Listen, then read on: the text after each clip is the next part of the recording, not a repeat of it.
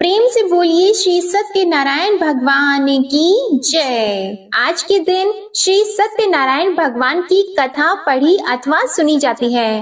तो आइए आज आपको सुनाते हैं श्री सत्यनारायण भगवान की संपूर्ण व्रत कथा और आरती। एक समय नैमिषारण्य तीर्थ में शौनक आदि 88,000 ऋषियों ने श्री सूत जी से पूछा, हे प्रभु, इस कलयुग में वेद विद्या रहित मनुष्यों को प्रभु भक्ति किस प्रकार मिलेगी और उनका उद्धार कैसे होगा। इसलिए हे मुनि श्रेष्ठ, कोई ऐसा तप कहिए जिससे थोड़े समय में पुण्य प्राप्त हो जाए तथा मनोवांछित फल मिले।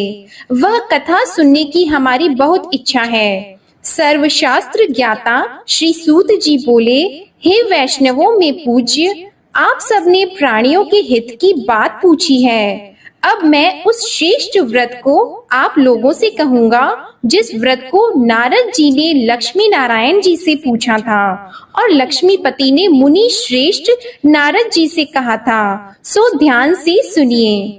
एक समय योगी राज नारद जी दूसरों के हित की इच्छा से अनेक लोकों में घूमते हुए मृत्यु लोक में आ पहुँचे। यहाँ अनेक योनियों में जन्मे हुए प्राय सभी मनुष्यों को अपने कर्मों द्वारा अनेकों दुखों से पीड़ित देखकर सोचा, किस यत्न के करने से निश्चय ही प्राणियों के दुखों का नाश हो सकेगा।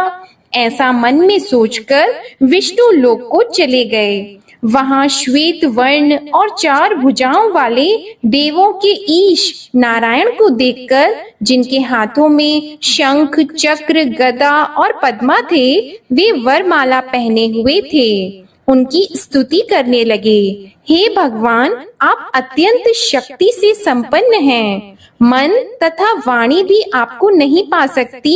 आपका आदि मध्य अंत नहीं है। निर्गुण स्वरूप सृष्टि के आदि भूति व भक्तों के दुखों को नष्ट करने वाले हो। आपको मेरा नमस्कार है। नारद जी से इस प्रकार की स्तुति सुनकर विष्णु भगवान बोले, हे मुनि श्रेष्ठ, आपके मन में क्या है? आपका किस काम के लिए आगमन हुआ है? निःसंकोच होकर कहिए। तब नारद मुनि बोले, मृत्यु लोक में सब मनुष्य जो अनेक योनियों में पैदा हुए हैं, अपने अपने कर्मों के द्वारा अनेक प्रकार के दुखों से दुखी हो रहे हैं। हे नाथ, मुझ पर दया रखते हो तो बताइए कि उन मनुष्यों के सब दुख थोड़े से ही प्रयत्न से कैसे दूर हो सकते हैं।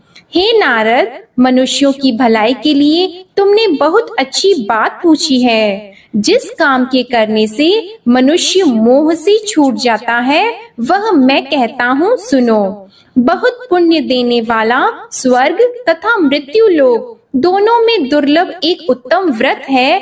आज मैं प्रेम वश होकर तुमसे कहता हूँ।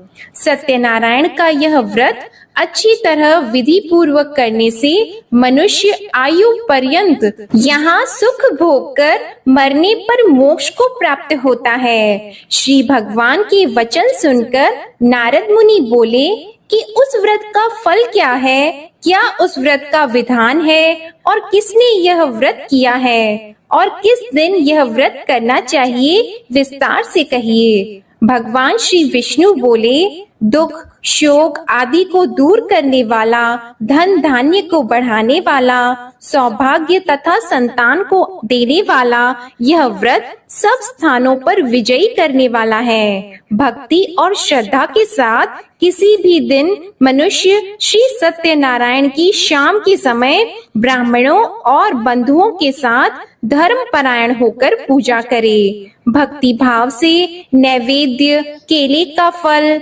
घी, दूध और गेहूं का चूर्ण सवाया ले।